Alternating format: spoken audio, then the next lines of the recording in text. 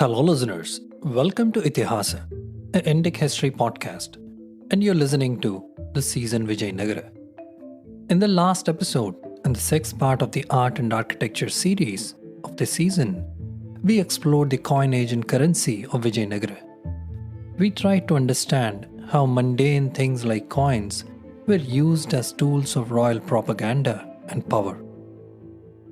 And we saw how Vijayanagara was one of the first South Indian empires that realized the potential of coins in furthering its influence in the form of soft power on the minds of its subjects and enemies alike.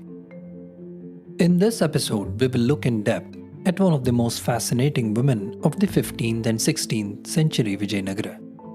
The woman who straddled the royal courts of emperors, held the nobility in the palm of their hands, cuddled with the richest of the merchants, and ignited the passions and imagination of artists, writers, and scholars alike. For us modern day Indians, the word Devadasi, unfortunately, has a strong and repugnant connotation to it. While they're a dying breed, they're still looked down upon as prostitutes. In this episode, we will see how these women were much more than prostitutes in the 15th and 16th century Vijayanagara. And most importantly, we will look at their lives and how Vijayanagara as a society treated these women, the topic of sex and prostitution. Some listeners might recollect that I'd spoken briefly about royal courtesans and Devadasis in the Heart of Hampi episode. I think it was the 8th or 9th episode of this season. Do check it out if you haven't already. It's a very interesting episode on the role of temples in Vijayanagara. Most importantly, this episode will depict how unfortunately some things are still the same, even to this day. And also how ironically, the 15th to 16th century Hampi might have been much more empowering place for a professional prostitute and a Devadasi than a 21st century India. As part of the research for this episode, I've primarily referred to an essay by V. Lalita from the book Comprehensive History and Culture of Andhra Pradesh, Volume 5. So these women forced to become courtesans at an early age when they were dedicated for life by parents or guardians to a deity of stone. The community of women that history now refers to as Devadasis somehow managed to carve out a powerful social space for themselves. They left their mark on medieval art and literature, on sculpture, music, and dance. The institution that brought them into being was the temple, but the main deity was treated on par with the king. It was awoken with music, bathed with milk and fragrant incense, offered the choicest foods 3 times a day, given rest in the afternoon and night when the ornate doors to the sanctum sanctorum would close with much pomp and ceremony, and festivals were celebrated in its honor. The ruling deity of each major temple also had its own bevy of dancing girls, the Devadasis. Though during the proper Vijayanagara period, in between the 14th and 16th centuries, they were mostly known as Sarnis or Sanulus, or simply as Vaishyas, that is courtesans or prostitute. While earlier 12th century inscriptions used words like Sarnulu and Manlu, the word Devadasi is unknown in both Telugu and Sanskrit. The famous historian late K. Nilakanta Shastri had observed that the Devadasi tradition was in vogue even in the 1st century CE in ancient India, though then the word Sanulu was commonly used. We come across the name of Challava, a dancer and musician of repute, in 7th century CE inscriptions, but she is not referred to by the word Devadasi. By the 15th century, it was a matter of prestige for temples to employ Devadasis in good numbers. They did not live on the temple premises, but visited morning and evening to perform their duties. We learn from various sources that they were appointed on a permanent and hereditary basis, and that there was a flourishing business in temple prostitution. From the temple inscriptions and the literary references of the period, it's clear that Devadasis also performed certain rituals along with the priests and other religious functionaries. They bathed the deity with scented water and fanned it.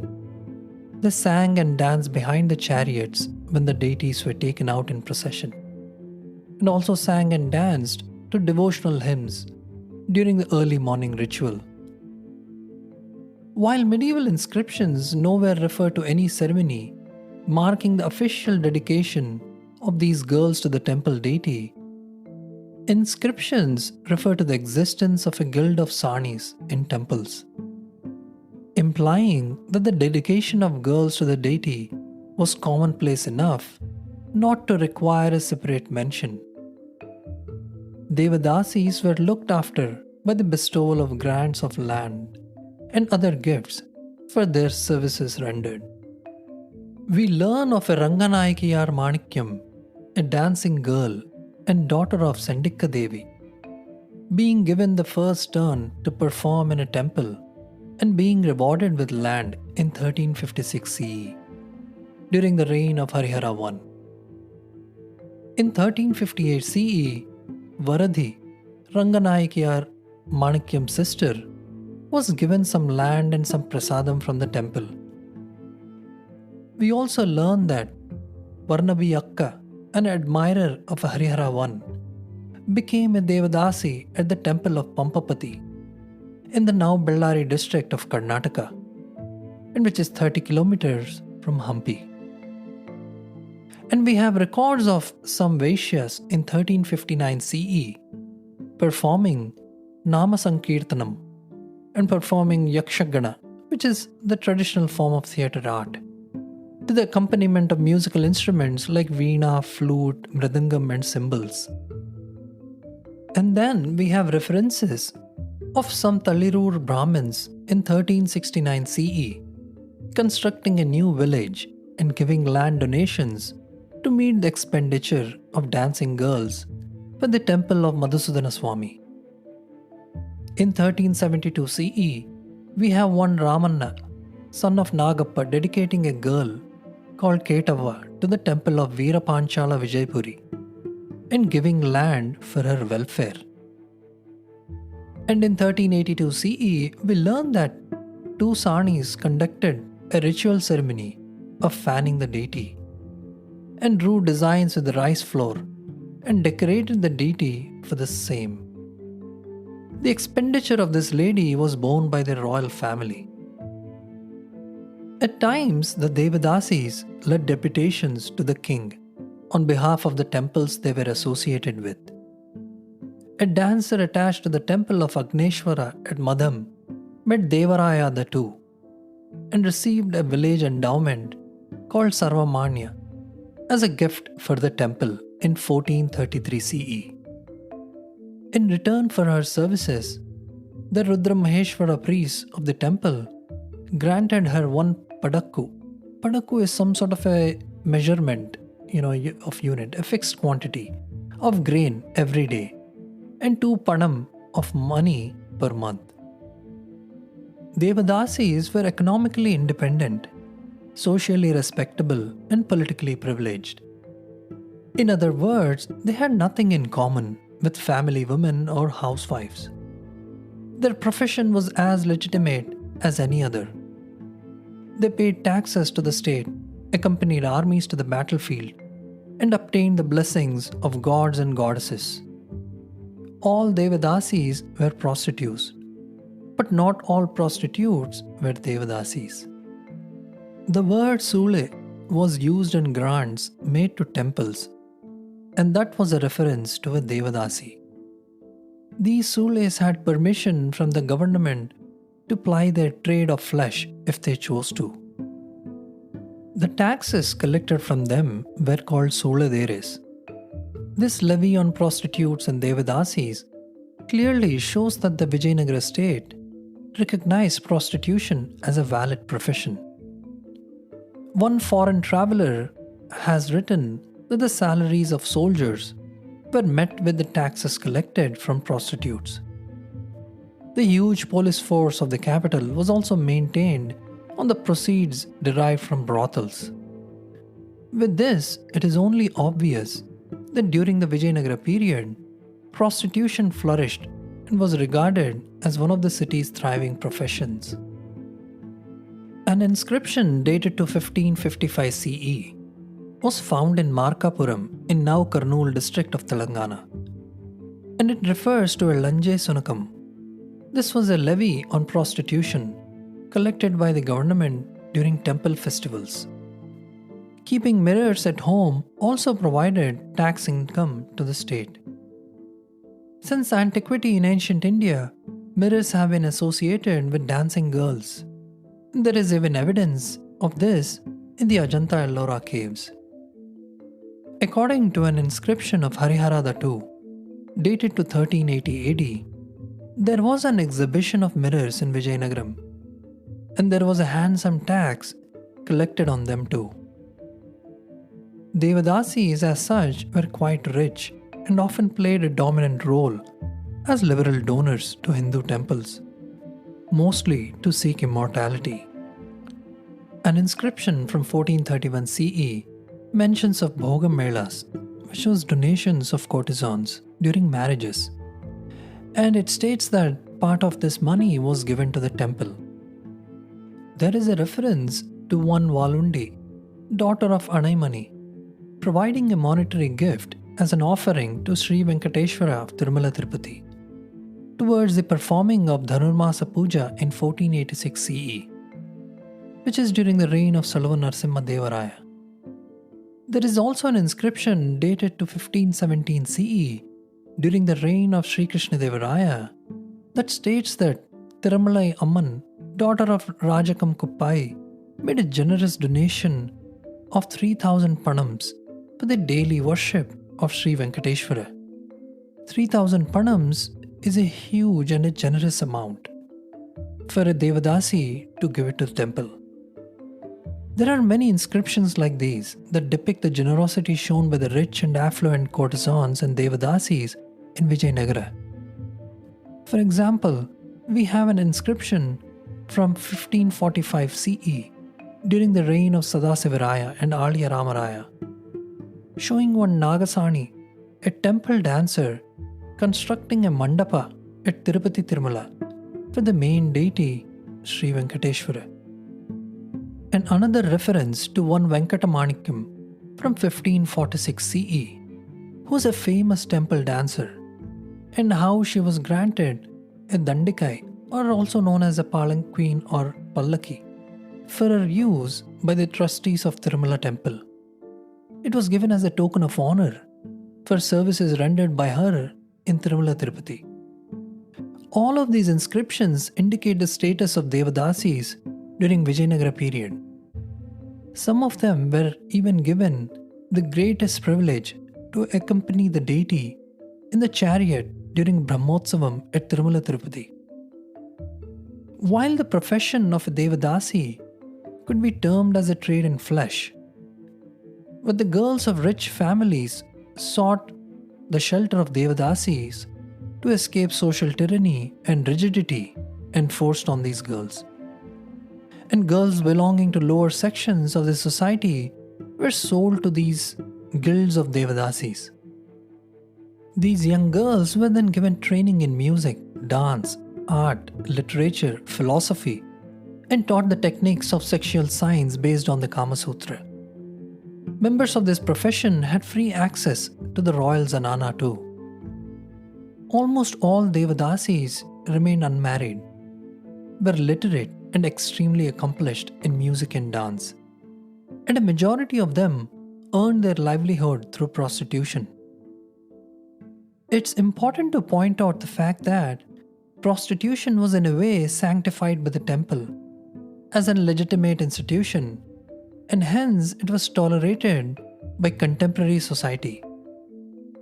In fact, people back then even considered it a very much lawful and honorable profession, A small percentage of Devadasis even got into permanent alliances with Brahmins and other high caste Hindu men. In a male dominated and patriarchal 16th century Vijayanagara society, the more exceptional among this group of women rose to positions of great power and influence. It is said that even women from the emperor's harem would vie to gain their ear, or rather, more unfortunately, vie to regain the attention of the Devadasi besotted spouses. When his queen complained that the king Vijayanagara Nayaka was spending all his time with the Devadasi Ragajamma, the latter taunted, "What business do you have blaming us, my lady? Aren't you a woman yourself? Don't you know how to make a man fall in love?" Rangajamma was considered Vijayanagara Nayaka's de facto wife. Other Devadasis with similar clout included Mudduchandra Rekha, a dancer at the court of Aliya Ramaraya, who caught the notoriously roving eye of King Raghunatha Nayaka. Raghunatha Nayaka was a vassal of the Emperor of Vijayanagara. Having given assistance to Ramaraya on the battlefield, Raghunatha Nayaka requested that Mudduchandra Rekha be sent to him as a gift in return. Not to be outdone, she demanded pearls, a pallaki, and that the pallaki be accompanied by lights and Virudumittaralu on her journey to Raghunatha Nayaka's court. Interesting thing is, Mudduchandra Rekha eventually wrote a kavya called Rajagopala Vilasam. The poet Kalka is known to have taught Devadasis literature. Chinnadevi, a famous dancer at the Virupaksha temple in Hampi, was known for her knowledge of music, dance and literature, and also for her great beauty. Krishnadevaraya fell in love with her, married her, and considered her his favorite queen. And this was the Queen Chinnadevi. Many literary works of the period touching upon the lives of the Devadasis spin a fine yarn about their romantic love for the deity, most expressed with erotic sensuality. The 16th century clearly marked the birth of romantic movement in Telugu literature, with poets borrowing insignificant plots from legends and building the story with romance. Their interest lay in portraying character, describing natural beauty, and analyzing emotions. Romance written in this period was deeply influenced with the presence of and role played by Devadasis, especially in the court, and intended to satisfy the pleasure-seeking instincts of the leisure class. It contained Shringara Rasa and the erotic sentiment associated with it very generously. Prabandha literature under Vijayanagara rule provides a space for all the traditionally identified Navarasas or 9 emotions, but eroticism occupied the pride of place. The great Vijayanagara ruler Sri Krishnadevaraya, the author of Amukta Malyada, also holds a significant place among Prabandha poets. His work Amukta Malyada is spun around the love of Goda Devi, the daughter of a temple priest, for the deity of Sri Villiputtur. Here again, love for the deity is couched in erotic terms. In this work, Krishnadevaraya also describes the Vaishyas in Sole Bazaar and how they sit and talk about their experiences in obscene language. He observes how their houses were filled with customers and that they played dice with them, chewed betel leaves, and scrubbed their red teeth with grains of rice. The great emperor himself was known to capture Vaishyas as plunder from the enemy kingdoms. It is therefore clear that by the 15th and 16th centuries, the Devadasi had most definitely bridged the gap between temple and palace, and captured the popular imagination enough to be made the main character of the works of poets.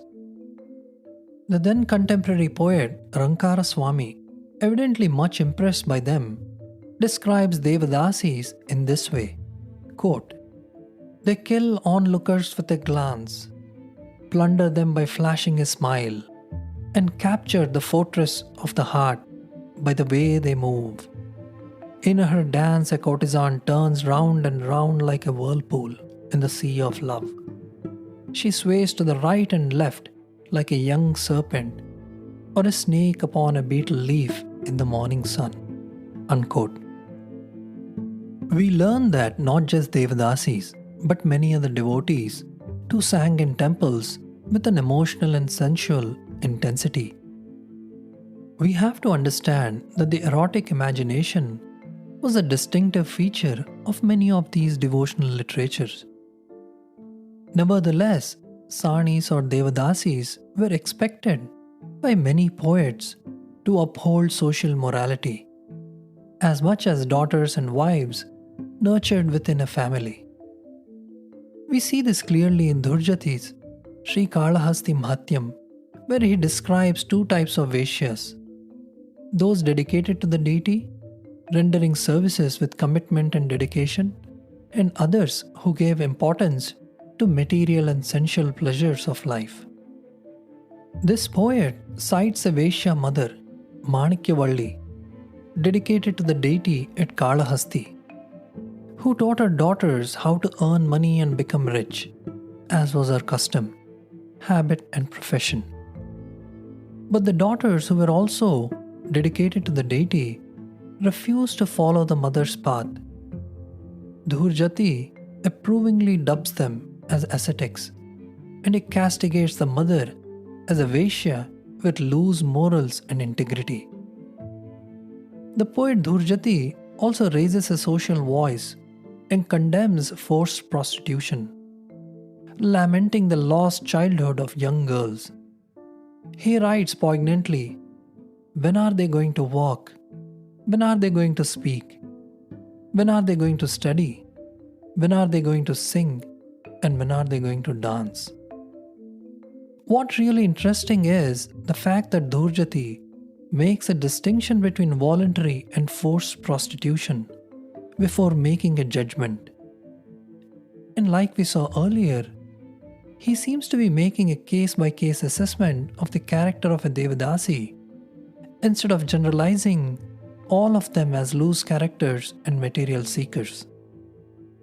The poet Adrisya in Praudarayana Karya describes the area where Devadasis lived during the reign of Mallikarjuna Raya in 1447 CE like this.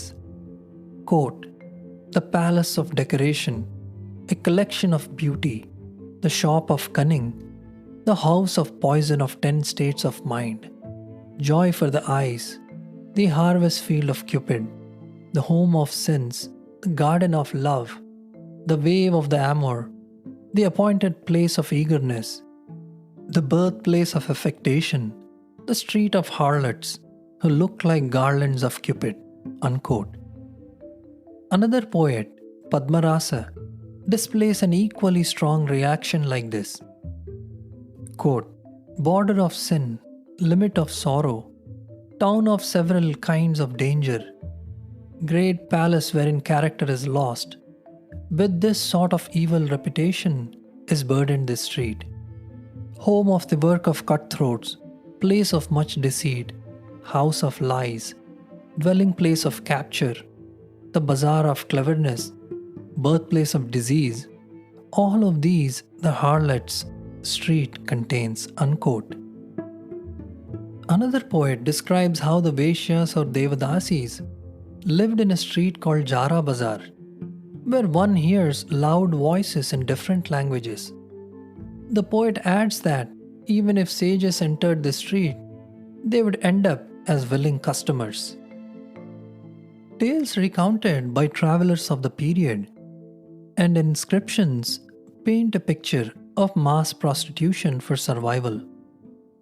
The Portuguese traveler Domingo Pais wrote this. Quote, "The Hindus feed the idol every day, for they say that he eats when the women dancers dance before him in the temple. These women are of loose character and they live in the best streets." Unquote. In the opinion of Domingo Pace, any respectable man could go to their houses without any blame being attached to them. Devadasis were allowed to enter the houses of the wives of the king and were allowed to stay there and eat betel leaf pan with them. That was the order of privilege given to them. A Central Asian traveller, Abdur Razak, in 1443 CE, refers to Sanis and states that the magnificence of places of this kind, the beauty of the young girls in them, their allurements and their grace surpass all descriptions. He also observes that the girls were of low moral character, but all the same were held in high esteem even by the royalty. Another chronicler says they were directly or indirectly pioneers and founders of artistic, cultural, or national traditions and systems of their own thought and way of life. And dancing was not restricted to the class of courtesans or Devadasis, but was regarded as one of the fine arts in which all classes of people participated. Another European traveller, Pietro degli Valle, describes a troupe of dancing girls as being adorned with riddles, rings on their legs, necklaces, and other ornaments of gold with breastplates, almost round and in the fashion of a shield, and embroidered with gold and jewels. The European traveller Niccolo di Conti had this to say, quote, "Public women are everywhere to be had, residing in particular houses of their own, in all parts of cities, who attract the men by their sweet perfumes and ointments, by their blandishments, beauty, and youth. For the Indians are much addicted to promiscuity in sexual matters, but unnatural crimes are unknown among them." Unquote. This is a really interesting observation by Niccolo Conti, and I find it fascinating how he says that while Indians might have a great sexual appetite and at times stretch the limits of eroticism, they rarely commit unnatural crimes. The latter observation echoes even in the writings of the 7th century Chinese traveller Huan Zheng, who visited India during the Gupta period. The institution of temple dancers did not just benefit the court and create a class of so-called women of easy virtue, but it also spurred the development of dance and music as primarily devotional art forms. Dance masters were appointed in every temple to give training. Inscriptions reveal that on 25th January 1518 CE, Krishnadevaraya granted 2 villages for the maintenance of dance masters in a temple. Achyutadevaraya is said to have made provisions for the maintenance of 2 dancing girls for the temple, sending them to a renowned teacher, Sri Rangaraya, who held the title of Vidvatsabha Raya Ranjakam, or Master of Music and Dancing, and whose proficiency was appreciated by the assembly of learned people as well as the king. Dance, sourced to a divine origin, was prided as an accomplishment even by women of royal families. Kings and their vassals built ornate and architecturally embellished dance halls or natyashalas and rangamandapas, both separately and as recreational venues in palaces and temple complexes. The vassals of Vijayanagara emperors hardly lagged behind in the patronage and cultivation of arts of dancing and music. Raghunatha Nayaka of Tanjavur was himself a master of music and a noted composer, and the Nayaka rulers were noted authors of Yakshagana works. One of Raghunatha's Devadasi brides, Madhuravani, had authored a work called Sri Ramyanasara Kavya Tilaka, a Sanskrit version of the Telugu epitome of the Ramayana, composed by Raghunatha. As you can see, this was the caliber of Devadasis and prostitutes of the 16th century Vijayanagara. Another interesting thing worth pointing out is wrestling. It was a popular sport at the time of Krishnadevaraya. Women and many Devadasis were trained and adept in wrestling too. We learn of a wrestling match arranged by Krishnadevaraya among two Devadasis.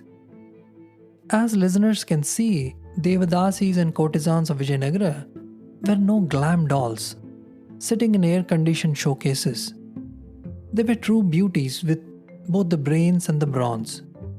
No surprise why and how they commanded such a level of respect even by royalty.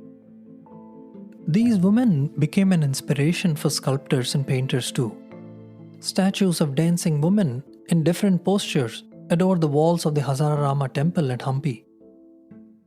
The Portuguese traveller Domingo Paes describes the stone pillars of a Natyashala where dance performances took place, where he says each pillar had female dancers painted on them.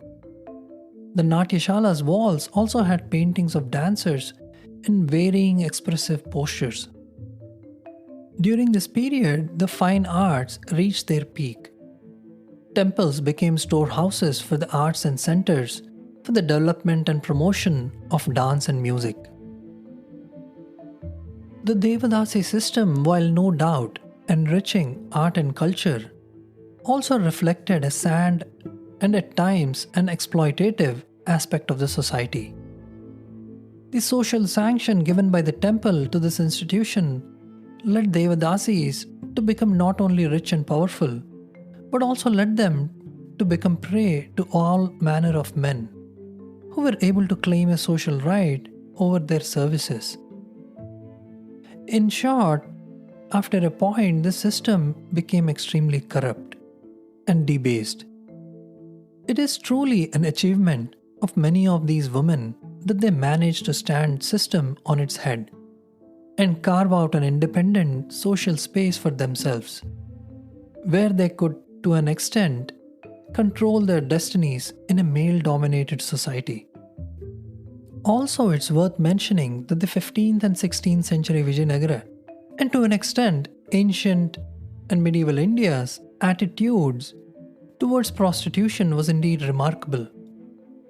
That shows a high level of wisdom and civilizational maturity when it came to handling sensitive issues like sex and sexuality.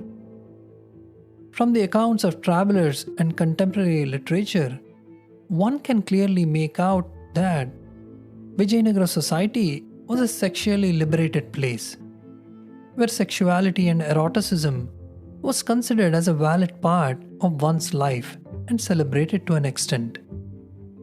The legal and moral sanction given to prostitution in Vijayanagara and its rulers treating it as a legitimate and honorable profession shows clearly that people and rulers back then realized that sex and prostitution was here to stay, and it couldn't be banned or wished away by wishful thinking, which was driven by short-sighted moralistic stances. The human craving for primal needs like food and sex are part of human evolution and very natural. Realizing and acknowledging this helps any society, whether in the past, present, or future, to create resilient social structures that ensure a social order with reasonable self-regulatory safety nets in place. I sincerely hope the listeners enjoyed this full-length episode on Devadasis in Vijayanagara. If you did, please hit the subscribe button and leave a rating and a review wherever it is that you're listening. A huge thank you for taking the time to listen to the show. I hope to see you soon in the next episode. Till then, this is Narendra Vikram, your host and narrator signing off. Hope you have a great week ahead.